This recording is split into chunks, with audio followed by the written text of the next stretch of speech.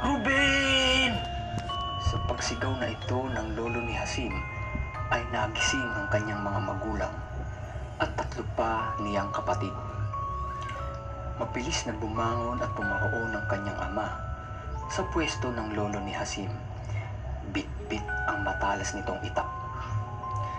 Ang lolo naman nitong si Hasim ay panay ang pag-iyak at panay ang pagturo kung saan huli niyang nakita ang aswang na anyong taong lobo.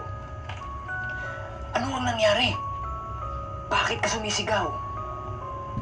Wikang tanong ng kanyang ama. Itay, kinuha ng aswang si Ruben.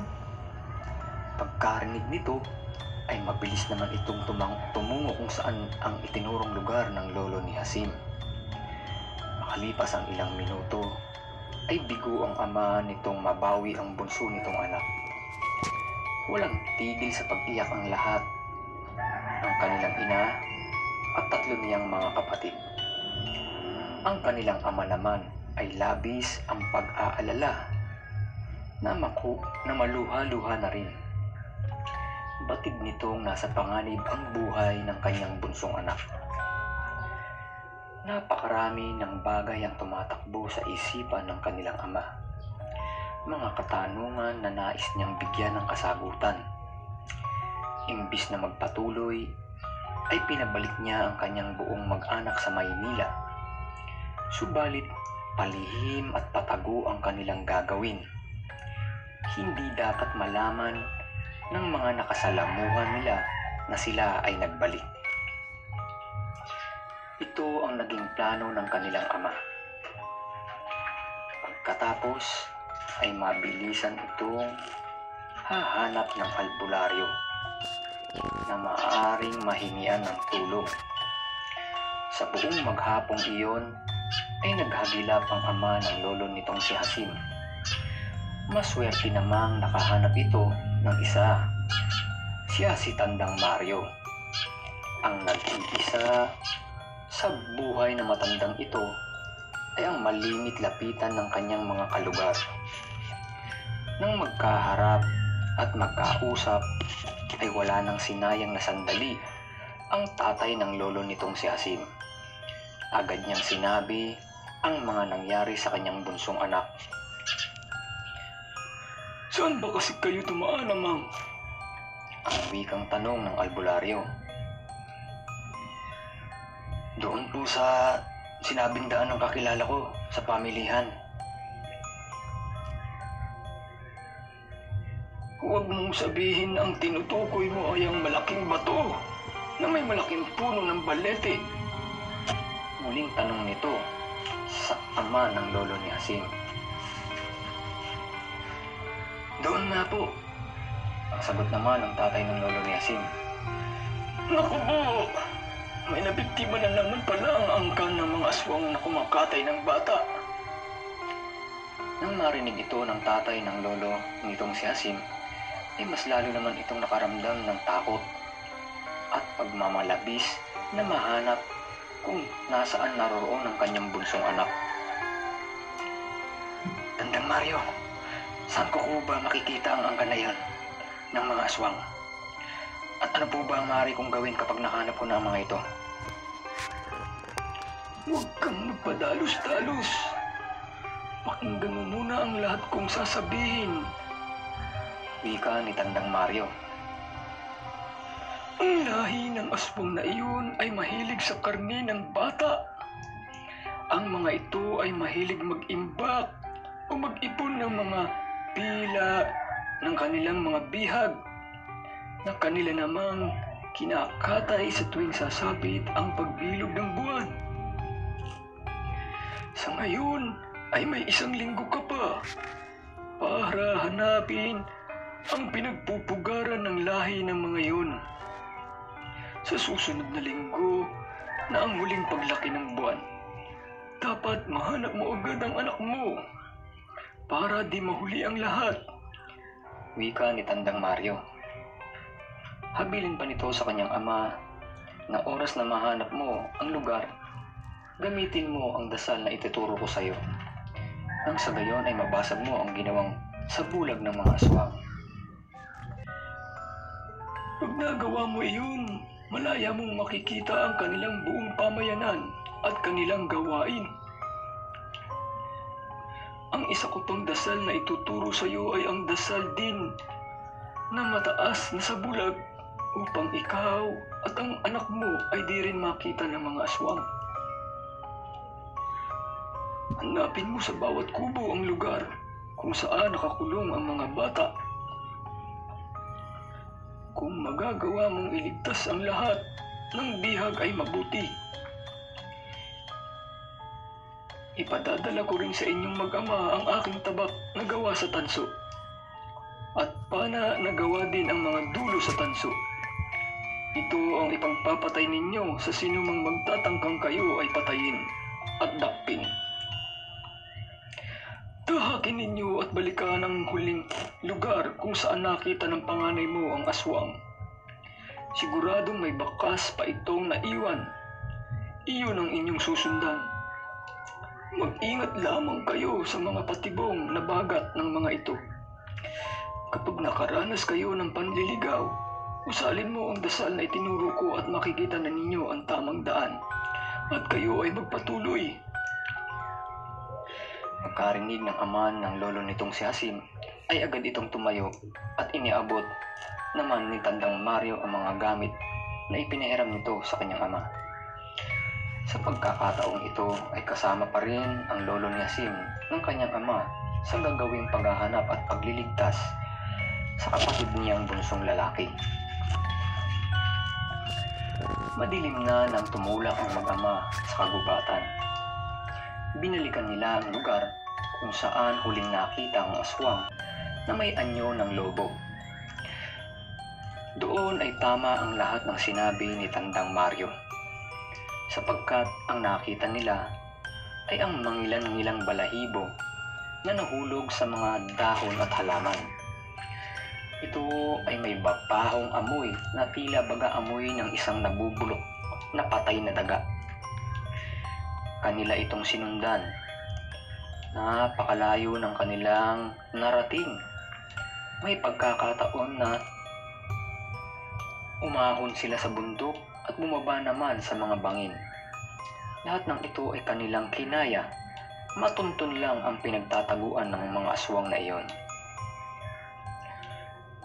Sa ikapitong araw ng kanilang ginagawang paghahanap, ay nakasilay sila ng isang lugar kung saan may malawak na lupain at ito ay napalilibutan ng naglalakihang puno at halaman. Kung di nga nila sinusundan ang bakas ng aswang, di nila iisiping may ganoong palang tagong lugar. May araw pa ng kanila itong makita. At gaya ng bilin ni Tandang Mario, ang albularyo, sa oras na mahanap niyo na ang eksaktong lugar kung saan nakapirmi ang bahay ng mga aswang na iyon, ay mag-iinit ng labis ang medalyon na ipinagkaloob ko sa iyo. Iyon ang senyales na nasa tamang lugar ka na. Gabi niyo gagawing makita ang pamayanang iyon at doon niyo pa lamang magagawa ang pagliligtas na inyong binabalak. Paglatag ng kadiliman sa buong kalupaan, ay wala nang inaksayang sandali ang ama ng lolo nitong si Hasim. Agad-agad ay umusal na ito ng mga dasal upang basagin ang sabulag ng mga aswang. Doon nila nakita ang buong lugar. Binubuo ng 7 kabahayan ang pamayanang iyon. Abala ang mga tao roon na tila may paghahandang salo-salo.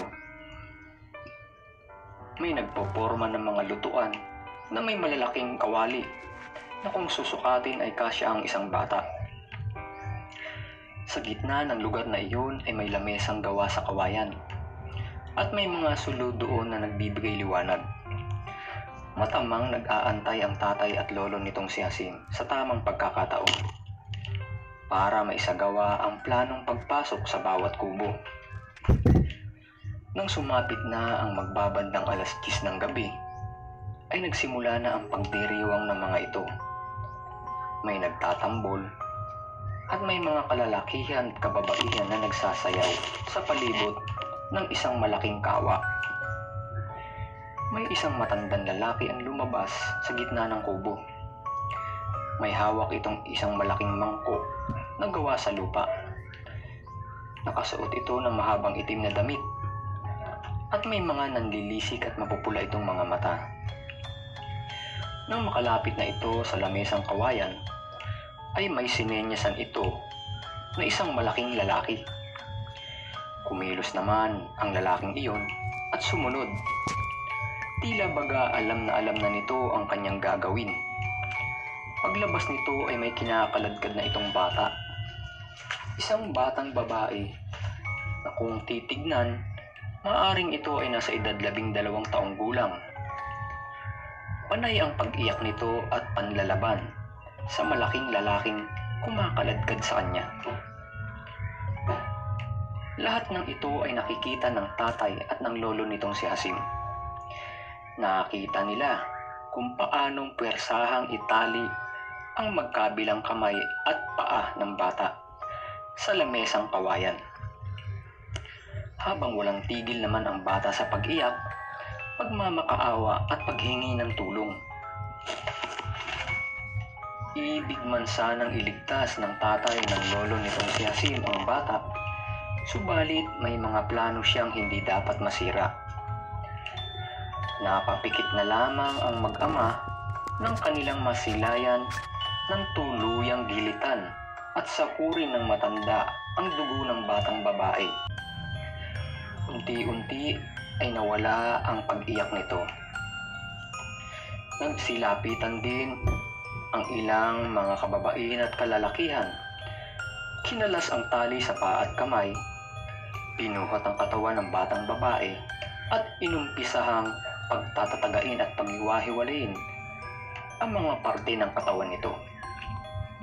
Dahil sa nakitang abala na ang mga aswang na naroroon, dito na kumilos ang mag-ama. Nagkarga ng malakas na sabulag at isa-isang pinasok, papagapang ang bawat kubo. Sa una at ikalawang kubo ay wala silang nakita. Maswerteng sa ikatlong kubo, nahanap nila ang ilang kabataan. Sininyasan nila ang mga ito na huwag maingay.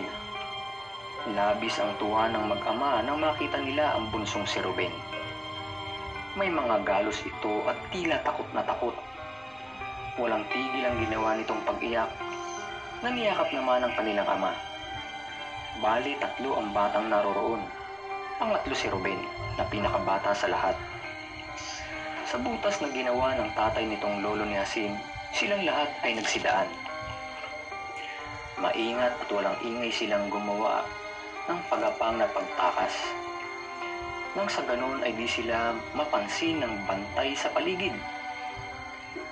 Nakalayo naman sila, subalit nalaman na lamang nila na tila huminto na ang pagtatambol at mga alulong na lang ang kanilang naririnig. Dito naisip ng tatay nitong lolo ni Hasim na malamang na nalaman na ng mga aswang na may nakapasok sa kanilang pugad at iniligtas ang ilang batang bihag na dapat ay kanilang iaalay at pagsasalu-saluhan. Upang di sila mahanap ng mga humahabol na aswang, ay nilagyan din ng tatay nitong lolo ni Hasim ang 3 pang bata ng malakas na sabulag.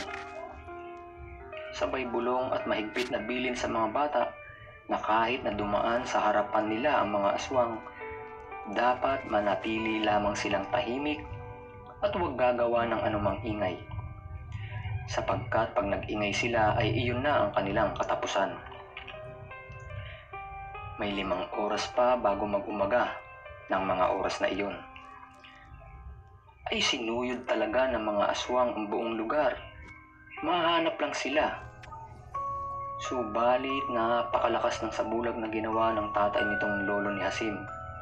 Kaya nanatili silang di natutunugan na sila ay naroroon lamang sa lugar na iyon. Pagsapit ng umaga ay wala nang inaksayang oras ang ama ng lolo nitong si Hasim. Agad-agad ay bumalik sila sa bahay ni Tandang Mario. Labis ang tuwa at pasasalamat ng nanay at mga kapatid nang makita nila si Ruben, nakarga ng kanilang padre de pamilya. Walang tigil na iyakan. "Salamat at ligtas kayo," sabi ni Tandang Mario. "Dalawa lang sa mga batang naroroon ang naitakas ko, kabilang ang anak ko. Di ko alam kung may mga bata pa sa ibang kubo." Mahalo-halo ang wika ng ama nitong lolo ni Hasim.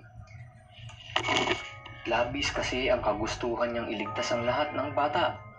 Subalit, dala ng kanilang sitwasyon ng gabing iyon ay wala siyang nagawa kundi ang tumakas. "Tandang Mario, ibig kong paslangin ang taong nagturo sa akin ng daang patungo sa malaking bato at may malaking puno ng balete. Siya ang nagtraidor sa akin. Naniniwala ako nakasabot siya ng lahing iyon." Pagsapit ng gabi ay kanilangang inabangan ng taong iyon. Sa kanyang pag-uwi galing sa pagtitinda sa pamilihan. Nang wala ng gaanong tao ay biglang nagpakita rito ang tatay ng lolo ni Hasim. Sabay wika, "Natatandaan mo pa ba ako, kaibigan? Ako yung may kasamang 3 anak na tinuruan mo ng daan." Nang maisip ng lalaking iyon na nakaligtas ito at ang pamilya nito, ay walang sabi-sabing nagpalit ito ng kaanyuan. Naging isang malaking taong lobo ito. Naglalaway, subalit bago pa nito nagawang sumugod sa ama ng lolo ni Hasim, ay may tumama na sa dibdib nitong palaso. 2 agad ang magkasunod na tumama. Unti-unti naman itong napaluhod. Sabay lapit ng ama ng lolo ni Hasim, sabay gilit naman sa leeg ng taong lobo. Sabay wika ng, "Para sa mga batang pinatay ninyo, kayong mga aswang na kumakatay ng bata." Maraming salamat po sa inyong masugid na pagsubaybay sa ating kwento. Saan po ninyo na pag-uusahin pa natin ang ating pagnanarrate sa mga susunod na mga pagkakataon. Shout out sa inyo mga magagaling na narrator na aking iniidolo, Pinuno, Creepy Macpansit, and the rest. Maraming salamat sa inyo, kayo ang aking inspirasyon.